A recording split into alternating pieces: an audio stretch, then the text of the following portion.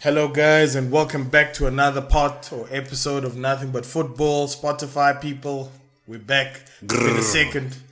If you didn't catch part one, we're wrapping up. Well, not wrapping up, catching up on some football news. I told Megan Good I love her, dog. I heard she's recently single, dog. I'll do anything. What did you on social media? No, on part one, I told her I mentioned her name a couple of times to let her know how much I love her, dog. Sounded like you were trashing her. I was never who? It's Megan Good. Dog. I'm just saying. It's Megan Good. You said moving from the words I remember you uttering is moving from Beyonce to Megan Good. That sounds. And I said it's greed. It's gluttonous. It sounded like slander to me. It's not. It's never slander. Never Megan Good. Your delivery, sir, is very, very insulting. But yes, guys. Don't let this hater talk, please. Be sure to like, share, comment, and subscribe.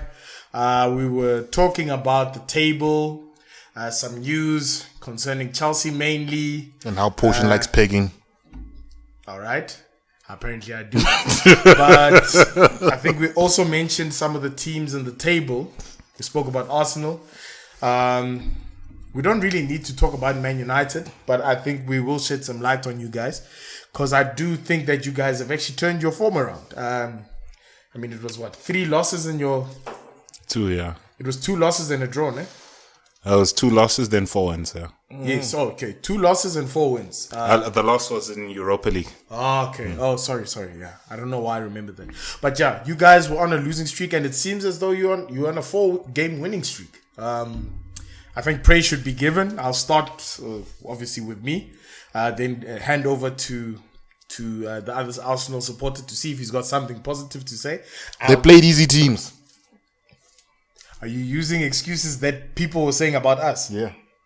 Okay. Are you including your own team in that easy team? Yeah, I'm gonna do it just to stick it up to people. Okay, fair enough. All right.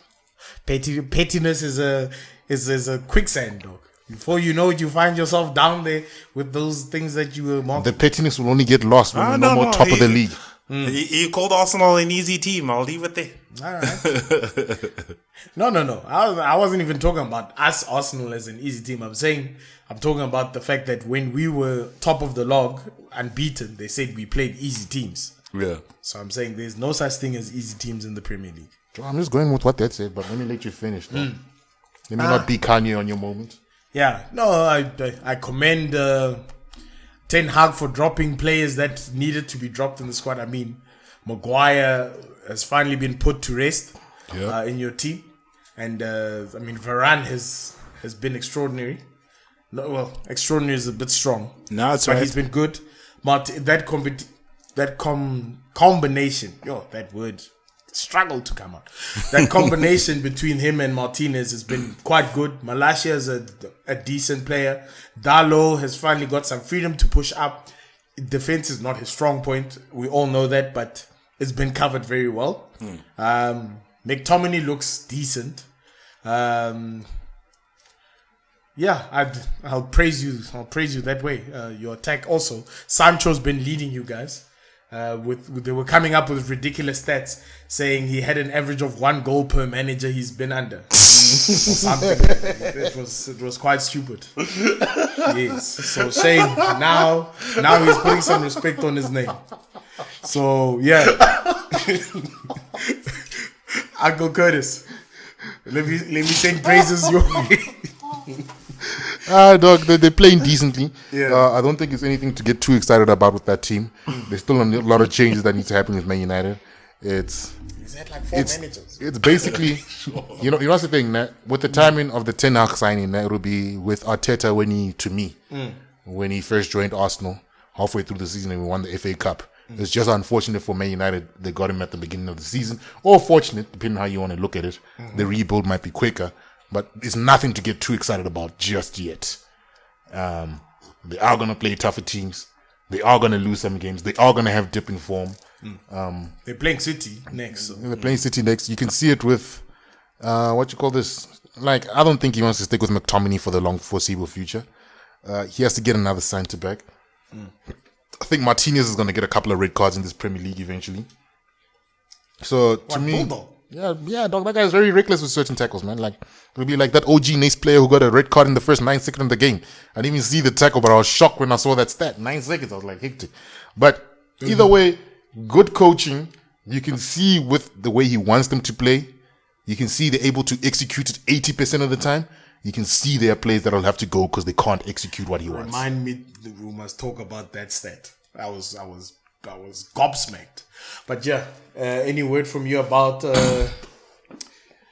your team? Yeah, no. I think it's good. I think it's a coach with a plan. Yeah, like you can see it. Like we're saying, he dropped Maguire. Coach actually said. I just read a little bit between the lines, but he actually said Varane, we know we need to keep him fit, so we put him on a different training regime. So hence the first 2 games of the season we're still strengthening him up. So hence Maguire was starting. Lisandro Martinez. So that Varane and Lisandro Martinez partnership looks great to me, because for me Martinez plays like Sergio Ramos, likes to be aggressive, go up into the pitch, and Varane just sort of sweeps behind him. And the praise the coach keeps giving Varane is leadership. He makes sure everybody's in the right positions. That kind of thing, which says, Maguire, you're done. So I think it's quite good. I think like we say, we're not all the way there yet. Even like McTominay is looking great right now because he's actually finally using what his attributes are. He's physical. He's bigger than most people. He's an athlete, that guy. Yeah. So he's just sort of running, pressing people. He's Henderson. He's just like Henderson. Okay, I'll give you that. Yeah. Henderson is an athlete. I mean, he does nothing like special. He's just an athlete. That's him the whole career. So yeah, I do agree. And they've even figured it out. When we're on the ball, move out the way so Eriksen can pass. The star for me has been Eriksen. Yeah. Oh my goodness. Oh, Shame, I'll give you guys that. Eriksen has come. He's sorted your midfield out for the time being. I still think that you guys can still do other things. Like, I think McTominay can't be a regular starter. Yeah. I think you got to figure out something there. Casemiro. Yeah, that's what I'm saying. Casemiro's being eased in. So, yeah. And we're all being shocked. Casemiro can actually pass. But now we realize he didn't have to. There was Chris and Modric. Yes. No, true, man. But yeah, I think you guys are doing some nice things. But it's looking good. But like for me, I want to see how the team evolves in the season. You know what I mean? Because Malasia's good. And he's doing that modern fullback thing where he can come and play into midfield. He can come and help the midfield. But when he's out, you're back to Luke Shaw. You're back to only a left back, Yeah. I think, Uncle Curtis, when you were just talking now about the red cards in Ligue 1, I saw a crazy stat that currently, right now, there have been 24 red cards in Ligue 1. There have been 4 in the Premier League. I think 14 is it La Liga? I think it's La Liga. Yeah, 14 is La Liga. I think Bundesliga might be on like 12 or something. And we have 4. That is a ridiculous stat to think of, guys. Like, it's truly ridiculous. League One's actually an aggressive league, eh? No, I agree. Well, yeah, we see from the red cards too. Yeah, that's what I was gonna say. Okay, red cards, they've proved that. That's the one thing that I can understand, that they proved that. But any thoughts on that? It's the quality of refs in the Premier League. They're terrible. There should be more red cards. They get a lot of decisions wrong. So I'm not surprised by those stats because we have terrible refs, makes terrible decisions week in, week out. Yeah. So we'll see how it goes. Actually, no. There have been a couple of calls that we've spoken about where it should be red cards. Starts up challenges. Maybe it also does come to our standard of reffing, actually. It's always going to come down to the standard of reffing to me. In the Premier League, it's quite poor. They blamed VAR. They continue blaming VAR when it's not VAR. But I mean, every other league, they're doing well. I mean, UEFA even tried to do a helping hand by doing that new system with the shadow or whatever for offside ruling. If that thing comes to Premier League, I have a feeling they're going to botch it somehow. 100%. Somehow they're going to make a mess of it. 100%. The Premier League referees, boy. They're like, oh, you think we can't go to a new low? Hold my beer. Yeah, guys. But I think we can also carry on with teams on the table that we're talking about. In fact, let's not talk about teams, dog. Let's talk about that robot Android 18 that needs to get the fuck out of the Premier League. Okay. Wow. Android 18 needs to leave. What a man. Android 18 needs to leave, dog. You check, even Grealish gave him a, oh, you can score outside the box. Yeah. Dog. 2 hat-tricks in a row, 11 in 7 games. It was 12 and 7. Yeah. 12 and 7, whatever. And there was a game where he had 6 touches and had a hat-trick. And then this man is like, my dream is to have 5 touches and 5 goals. Man. That's the thing, man. That's the work ethic I think Pep has always wanted in a striker. Where it's like, he'll run and not care, but when he touches the ball, he'll score. Yep. He doesn't need to touch the ball more than 3 times in the game. And I was like, nah, boy. Android 18 needs to leave, dog. He's making the Premier League look like a joke, dog. That man's going to break all the records. He's 5 goals off Messi's, not Messi, Suarez's Champions League total goals. What do you mean? Yeah. He's like 5 goals off Luis Suarez's total Champions League goals. Overall, overall. Like total. I think for his age or whatever in his age, he's the highest or probably between him and Mbappe. But at the same age, he's got more than Messi and Ronaldo. Unless in a the freak Champions League accident happens, unless a freak injury happens, touch wood, it doesn't happen to him. Nah. That man is he's gonna double these guys' goal scoring records. But I'm here for it, hey. Yes, I want to see it. I love it. I want to see it. Because, to tell you the truth, the one thing I didn't like is that Premier League watchers and Premier League pundits, people tend to have this misconception that, Premier League is it's going to be harder to come here and do something. So I'm glad that this kid just came here and said, oh, okay, dude, I'm going to carry on doing what I do. This is my job. Yeah. So talent is talent, bro. That's the one thing that I like. Talent is talent. This guy 100%. Just came in and just carried on going. 100%. So for me, that's in that Todd Boehly interview or whatever, he was basically talking about what Koulibaly, that new signing, had said to them about the Premier League. So he said, in Serie A, you think about it, then you run. In the Premier League, you think while you're running. Yes. No, Koulibaly he did find it shaky in the beginning. So it should be interesting to see what happens. I'm trying to think what we're talking about. We're talking about the Haarland. There's something else that I had in mind. You are about to find it. No, it's fine. But you found it? I did. Well, sure. Technically, I did find it. Other news from the Premier League that I wanted to talk about is the latest record-breaking stat, I guess. This was over the weekend. I'll go into the actual fixture. This is the last Sunday game. It was Arsenal going up against Brentford at G-Tech Community Stadium. That score ended up being 3-0 for Arsenal,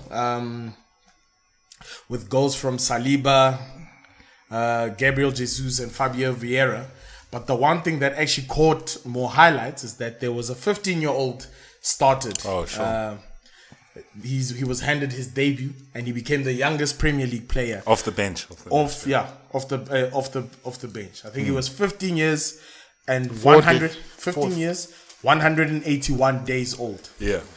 Young Ethan Nwaneri. And then after that debut, apparently a couple of other clubs want him because apparently he's that good, dog.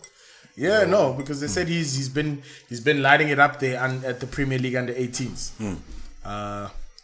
Thoughts from? Let me start with you, Kingdom. Thoughts from you, as in over this record breaking. So I think we're going to see more of this, right? Because essentially, where sports nutrition and all this, whatever you want to call it now, the way it's gone now. Basically, if you actually look at it around Europe, there's a lot more teenagers getting games now than before. But listen, 15 is still something hectic. 15 and 100 days. That beats the record by far. Yeah, it's like close to a year. you know what I mean? So obviously good on the youngster. The scoreline obviously helped. So it obviously helps you get on. I mean, he's not being brought on to chase the game or whatever, but still 15 is quite hectic. Let's just hope, it can still go either way. Dog, imagine if you had that in your trump card in high school, dog. You wake up one day, you play in the Premier League, the next day you go and be like, did you see me on TV last night, dog, do you remember Freddie Adu? Freddie Adu was bashing at 14, dog. Where is that guy? You know what I mean? So let's hope. Strike while the iron is hot, sure. So let's hope he makes it. I love that surname. So I hope he makes it, man. I hope he makes it. Yeah, because these kind of things put pressure on him. Because now he goes back to the under 18s. He's the recognizable name from today until, No, true, indeed. Odegaard struggled with that for a couple of years. You know what I mean? That's what made him a good leader. Either you learn from your mistakes, dog. You become a Jabupule, dog. Jabupule was coaching young guys now about the mistakes they make when they're youngsters. I don't care what they say. But I like it. He's a midfielder, yeah? Yeah. Wing, wide or central? I think it's central. It's Granak. It's Taka who was busy training him while doing his coaching licenses. Oh, sure. And the way they talk about him, apparently you can't get the ball off him as a player. So it's quite hectic. Yeah. No, but let's see, because, I mean, men's football is a whole different thing. Now, England has actually had a great crop of young players. They always have a great crop, dog. They have terrible managers who can't choose a good team. Who's the shit? Is it Khan or someone? But one of these Bayern Munich guys is like, Ejel, you guys gave away your best talent of this new generation is now playing for Germany. Yeah. Jamal Musiala. One of these Bayern guys was saying like, because Musiala played through England age Chelsea. Groups all the way. He was Chelsea. All the way. I think, did he even play for under 21s? Maybe. Yeah, but he was in Chelsea, and then Bayern just took him, threw him straight into the mix, and that guy rode the wave, bro. Oh, I know what kid I saw. Musiala. Yeah, I saw something about that kid where they were like, nah, this playing, guy is not going anywhere. He was playing England age groups all the way through. Then he signed for Bayern, and now he's a Germany international. Though. Is he black? Yeah. A bad move on his end. No, he'll be fine until Germany does bad. Yeah, he'll be fine until Germany starts getting knocked down in quarterfinals. No, in all fairness, Germany likes they go for the Turkish guys first though. They're afraid of racism though. What? Us? Racist? So yeah, he'll sail through, bro. I mean, look at even Boateng. How long it took for Boateng to be called out, and they say, nah, dog, you can't.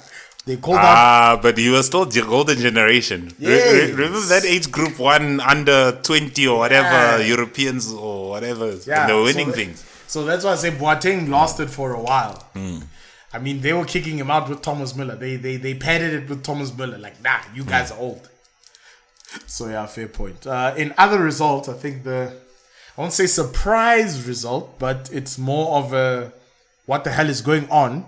Tottenham Hotspurs went up against Leicester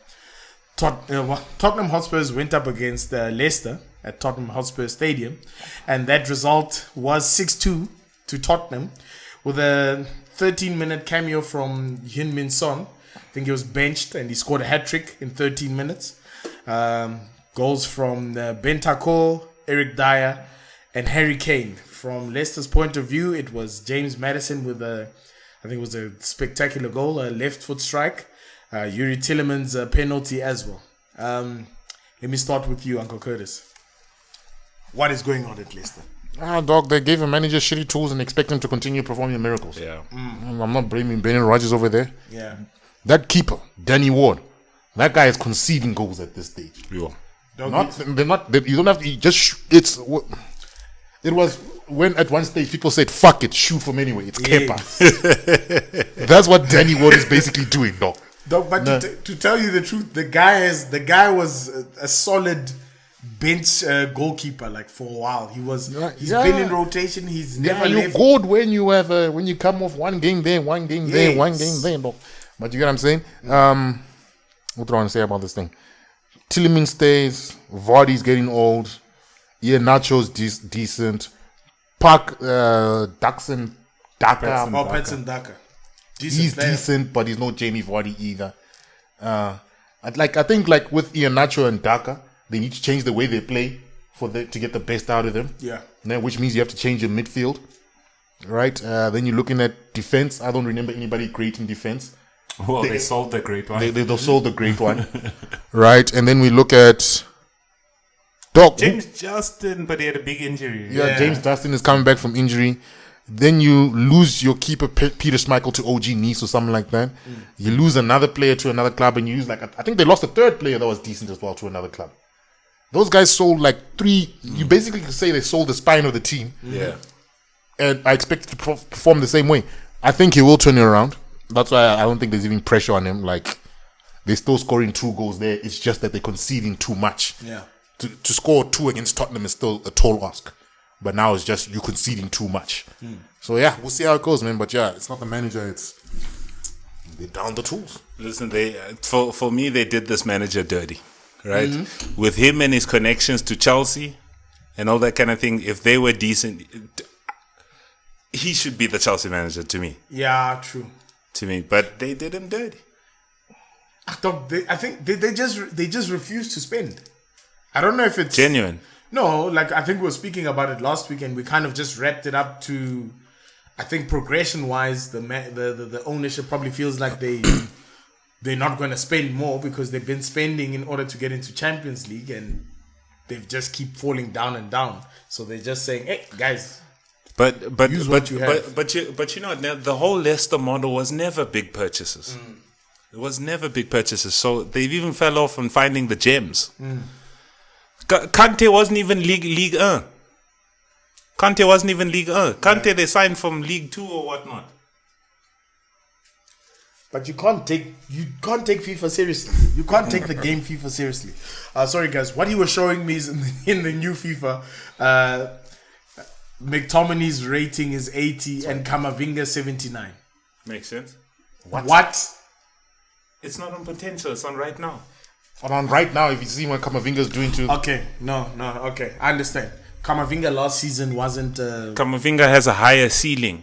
No, I understand. Maybe it's because Camavinga barely I'm surprised that barely played McTominay's on 80. Yeah, true. Okay. He's not an 80 player.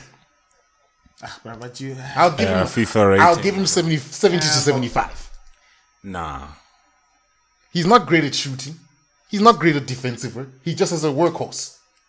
Yeah, but he's a 7. He's like I'd say 79. He's not a 79. I'd say a strong 79. That's his ceiling. Oh, we also need to speak about Madrid very soon. What about them?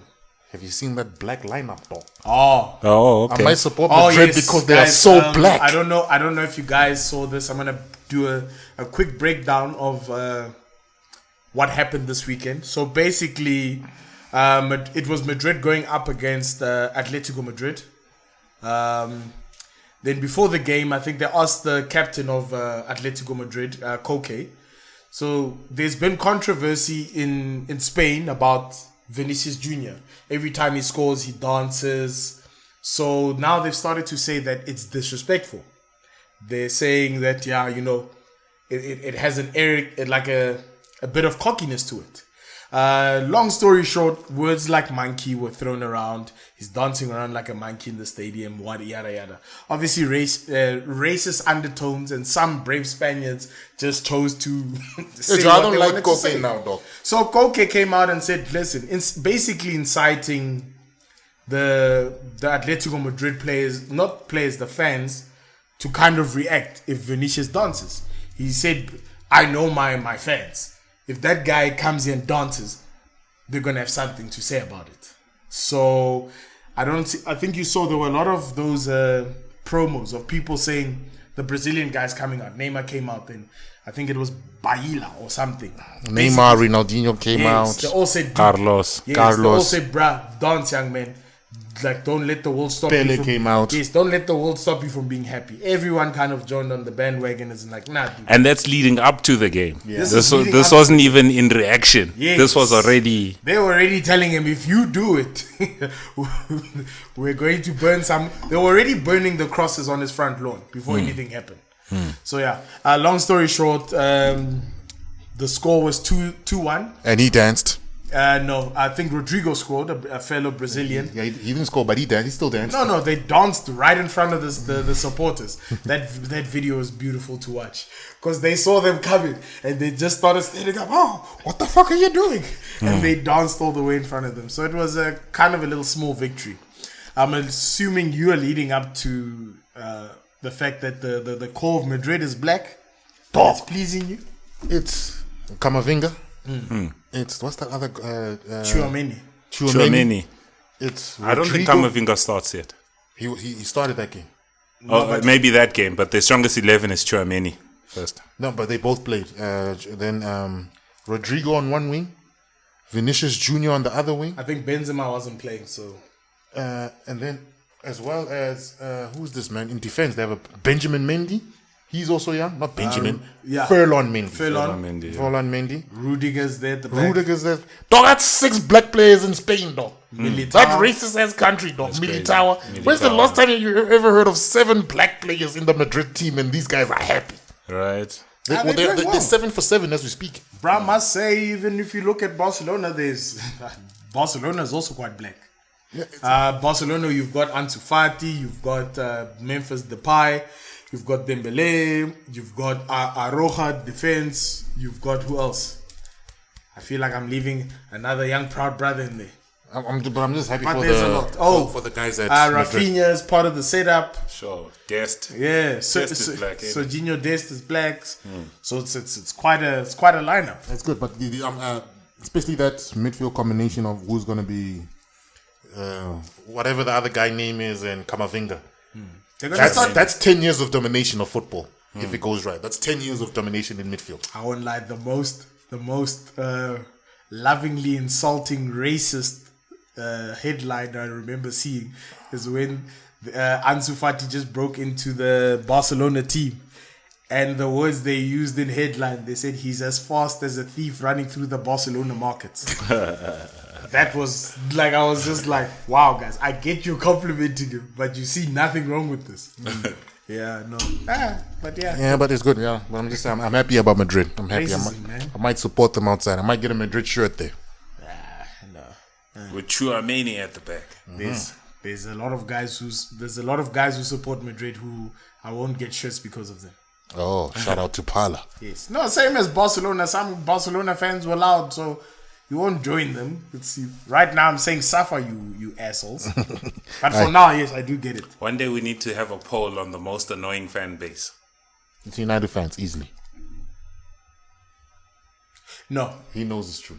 No. To me, it's Arsenal fans, but yeah. No, to tell you the truth. But I'm saying one day. No, that's what I said, yeah. We can just start opening remarks. But I genuinely do feel as though Liverpool used to be quiet when they weren't winning.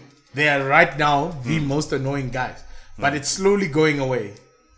And I love the fact that they're losing now slightly, because guys were very loud while they were winning. Yeah, man. Lucas only says it's Arsenal because he hates me as a person. That's true, but it's also because I was gonna say most of these things have a direct they have direct correlation to. He's tired of us arguing since grade 4. Dog. Yes, this man has been saying fuck Chris since grade 4. Dog. It has a direct correlation of who's in his vicinity. Well, I think let me go back to scores. There was something that I saw where people were like, nah, this guy lacks spine. So Wolverhampton went up against Manchester City over the weekend. And yeah, it was a 3-0 loss to Wolves. With goals from Jack Grealish, 100 million guy scores after so long. Erling Haaland as usual, and Phil Foden with a red card from Nathan Collins.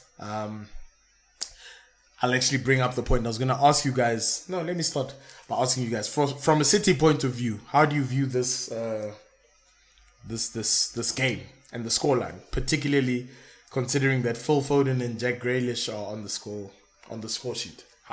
So from a City perspective, I think it's good. I think as well as Haarland has done, you can see they're still adjusting to him, right? So you can see over the course of the season, the games, he's actually getting them to release the ball earlier. Foden and Grealish, or the people out wide, basically, because how City is out wide. You engage your fullback, you run at him, you slow him down, then you bring the rest into play. Sorry, the biggest example of this is the Champions League game, where he hit that Cruyff type of goal or whatever. But that's a quick ball in from the fullback. City don't do that. Sorry, but just going back to this, I think it's good. I think they're working to him to get Android 18 out of the Premier League now. In fact, get him out of a Pep team. We do not need another Messi era domination, dog. We saw what Pep did with Messi. Hey. Now he has Android 18. I want to see it. I'm all for it. I'm not for it. He's already dominating the Premier League. I'm not for it. It's so He's lit. got 4 out of 5. It's so lit. Like I'm waiting for people to start accusing him of being a tap-in merchant. I would never accuse him of that because I can see one thing I love he has power, he has pace. The one thing that I man love can run. is he doesn't care. Yo. He doesn't care. Like, None. it's the one thing Zero. I love. He's like, dude, you're crying about my touches. Dog, if I could have 5, that's fine. That's okay, cool.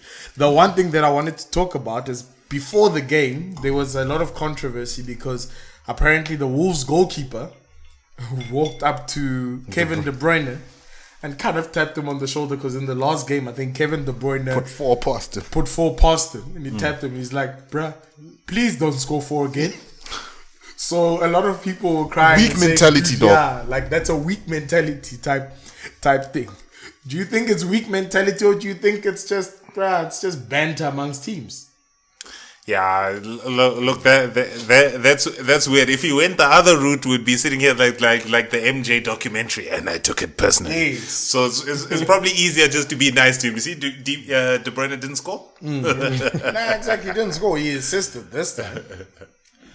Mentality-wise, what do you think about that? It's weak, dog. It's weak. Shame, man. I think the era of people being assholes to each other in sports. You don't have to be an asshole, but it's weak, dog. Dog, these guys hang Dog, out. that's like me coming up to a gent and he's like, please don't take my girl, dog. It's weak.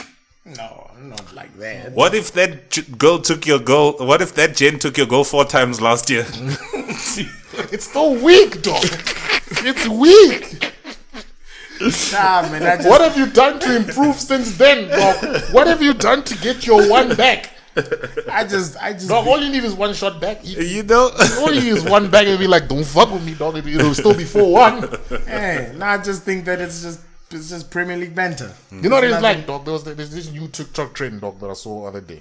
We're bringing it to the weak mentality. Where the young kids are like, pose like the nigga that you stole him from, dog. And I'm like, if I saw that shit, people are dying, dog. Say what? Pose like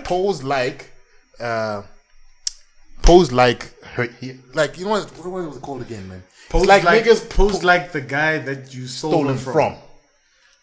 That you stole her from. Okay. So, Sharp, I take your girl and in photos you posing like Mr. Fly like this. Oh. Then I come out and I'll be like, once I got her, I'll be like. But then they use your photo as well. And then they show you, then they show the guy posing the same sure. Dog, you wouldn't walk the streets if that was me, dog. How is that comparing if I was to this first, game? I'll walk gladly, Joe. No, but wait, how is this comparing to this? It's weak mentality, dog. Joe, I won't lie.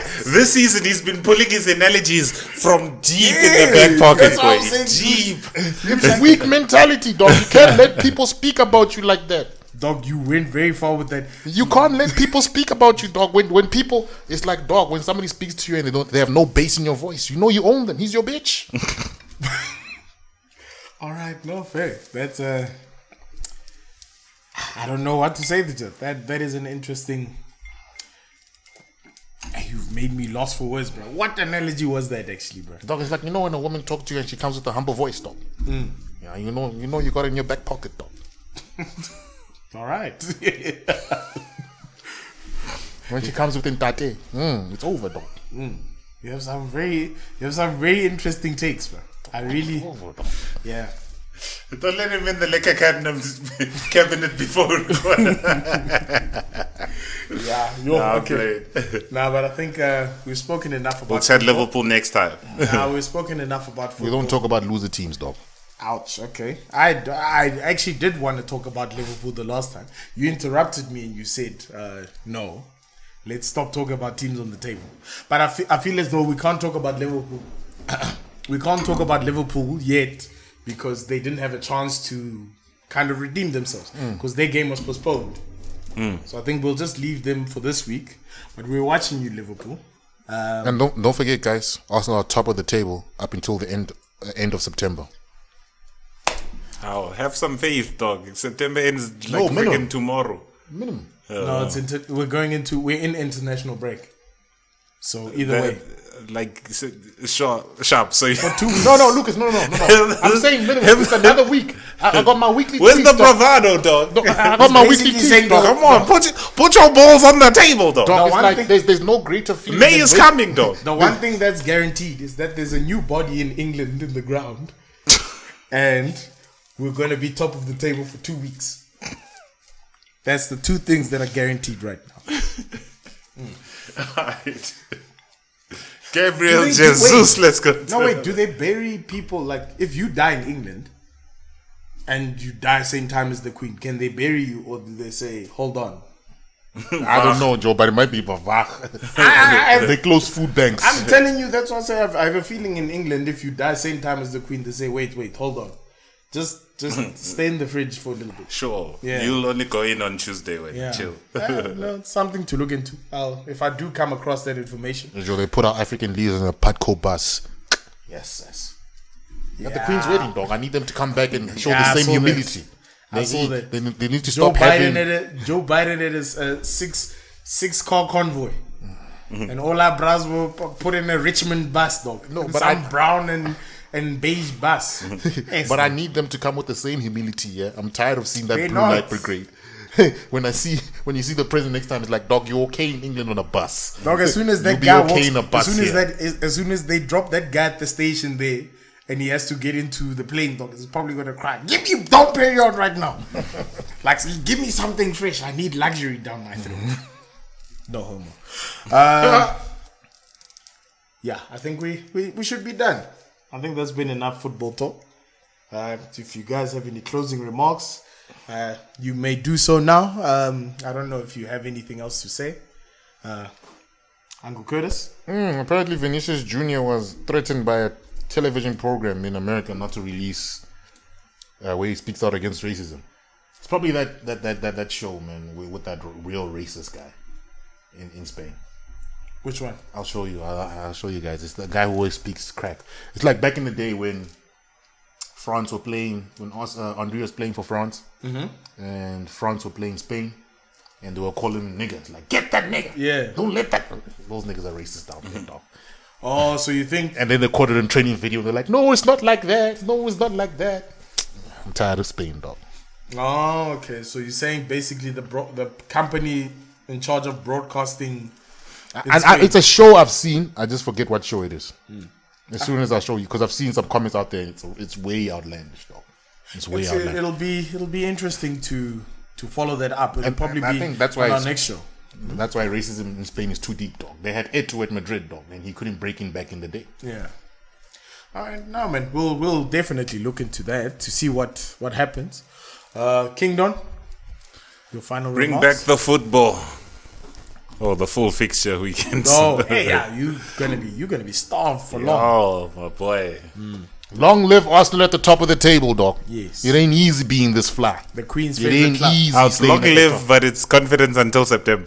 Say October. I Say said- October. no. Say it with your chest. Listen Say here. it with your chest. Listen what I said. End of October. I said we at the top of the table Until October minimum. You said September, but now we're saying October. Till October. No, what I'm Say it trying- with your chest, dog. Lucas, get my context. I'm saying it's another What week. context, nigga? It's another week at the top. Y'all bitches better put some respect on my team. All right. Lovely. Birthdays will pass, niggas will fuck bitches, but one thing will remain constant. Arsenal is on top of all your bitches' asses. Yeah. All right. Yes, guys. On those remarks, on those lovely poems that Chris is releasing, I'd like to say thank you guys for joining us this week, and we will catch you guys next week. Cheers. Calling, are you